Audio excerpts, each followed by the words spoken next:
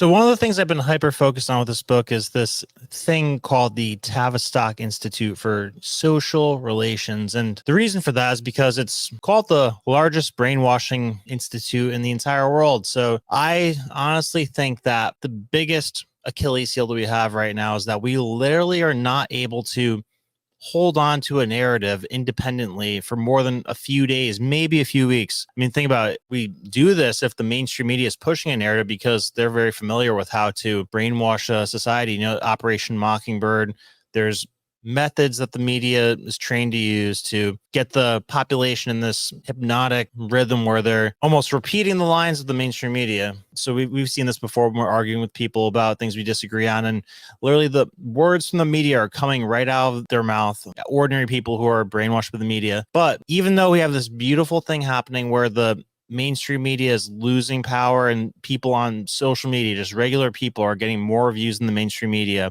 we have a fractured narrative. So think about when the left or the establishment wants to push a narrative. They're in lockstep. They're all saying the same thing over and over and over again every day, hitting all the triggers where they know how to make you react emotionally. Think about when Trump was shot. Probably the most shocking story that's happened in our lifetime. We spoke about for about 10 days and then just got distracted. A few crazy things happened and we have not spoken about it or been upset about it since. We just all moved right along past it. That's why I'm hyper focused on this thing called the Tavistock Institute, because the brainwashing that's being done on us is probably the most effective weapon that they have against us, because an outraged population is probably the scariest thing that there is to the establishment. I think our biggest threat is that we're not being censored. We have information overload. So we've had all kinds of crazy stories happen daily, weekly, monthly, whatever, for the past 7 years. We'll get the story. We'll be like, oh, wow. And then boop, move on. I think H.G. Wells said at one point that information overload is arguably more dangerous than outright censorship. I mean, think about how shocked a population would be in the 50s or 60s or 70s before this abundance of information that's hitting you every day versus today. It's like shock factor, move on. So how are we supposed to convey what we want to our political leaders if we don't even stay focused on an issue? So listen to some of the stuff that this book, The Committee of 300, speaks on when it comes to the largest brainwashing institute in the world, and then tell me if it sounds like today. Profiling is a technique developed in 1922 on command of the Royal Institute for International Affairs, RIIA. Major John Rawlings Rees, a British technician, was instructed to set up the largest brainwashing facility in the world. If you want to know more about this, join the Forbidden Book Society in the link below. At the Tavistock Institute for Human Relations, as part of a Sussex University, this became the core of British Psychological Warfare Bureau. Coleman says, when I first introduced the names of Rees and Tavistock into the United States in 1970, very little interest was shown. But over the years, as I revealed more and more about Tavistock and its vital role in the conspiracy, it had become popular to imitate my earlier research. Britain's Psychological Warfare Bureau made extensive use of the work done by Rees and on his 80,000 British Army guinea pigs, captive soldiers who underwent many forms of testing. It was Tavistock designed methods that got the United States into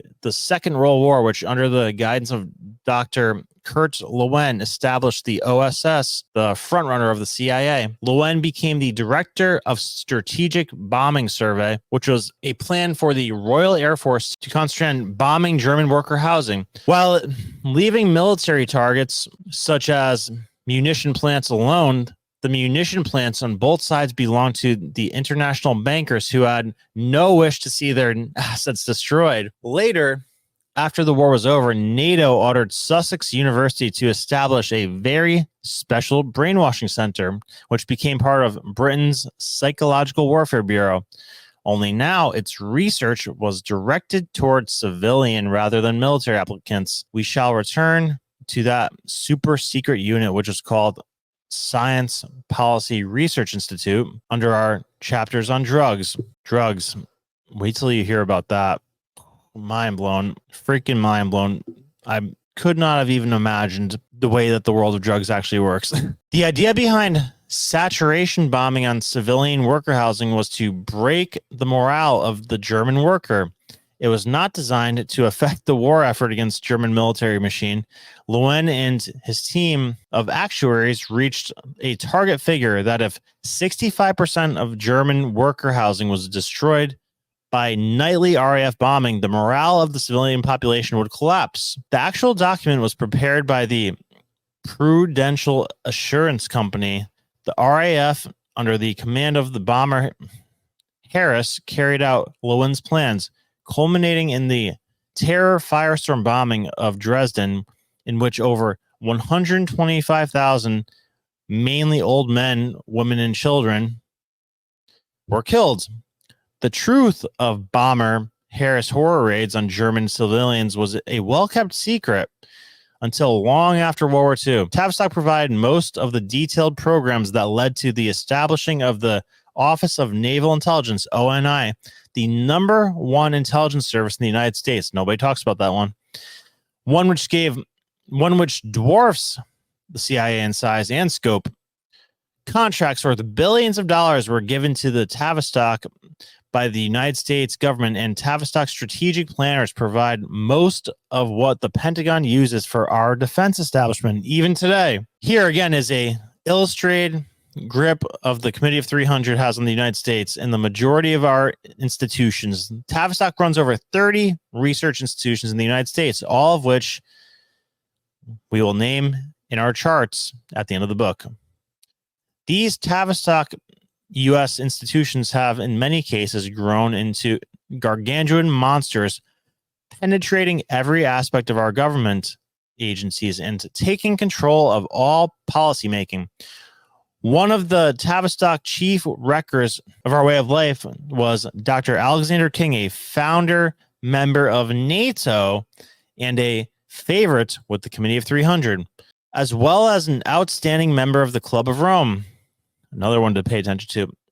Dr. King was assigned by the Club of Rome to destroy America's education by taking control of the National Teachers Association and working in close conjunction with certain lawmakers and judges. If it was not generally known how all prevailing is the influence of the Committee 300, this book should dispel every vestige of that doubt.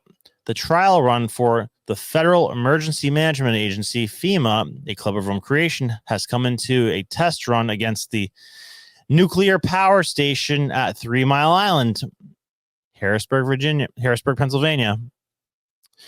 Termed an accident by the hysterical media, this was not an accident, but a deliberately designed crisis to test FEMA.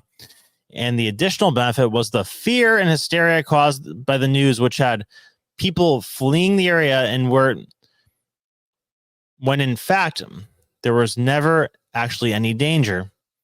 It was considered a success by FEMA, and it scored a lot of points for the anti-nuclear forces. Now remember, that is a huge point of emphasis for the Committee of 300. They hate nuclear energy because it is immensely more powerful. I've shown the chart all the time of how powerful nuclear energy is and how clean it is. There's no logical reason for why we shouldn't be using nuclear energy if we actually want a cleaner planet or if we're worried about climate change. I mean, it's the silliest arguments ever that we should be spending billions of dollars on wind and solar when it's so. Capacity factor is the measure for how frequently or what percent of the time an energy source can run, right? So nuclear, 92% of the time it could run, and then wind and solar are around 25% of the time. Even with carbon emissions, nuclear emits less carbon emissions than solar and wind. The reason I bring up Tavistock is because we are not making our own choices today. We're not thinking for ourselves. I don't know if we've ever thought for ourselves, to be honest. I mean, the reason I bring up Tavistock is because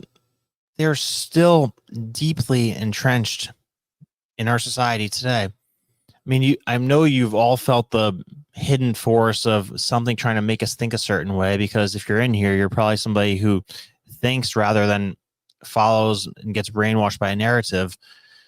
But the LGBT stuff, 20% of Gen Z identifies as LGBT. That's not real.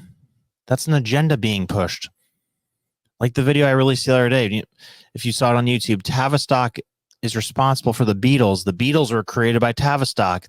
The whole intention of it was to separate teenagers and parents, make them fight, and have them rebel, and, start doing drugs, sex, rock and roll.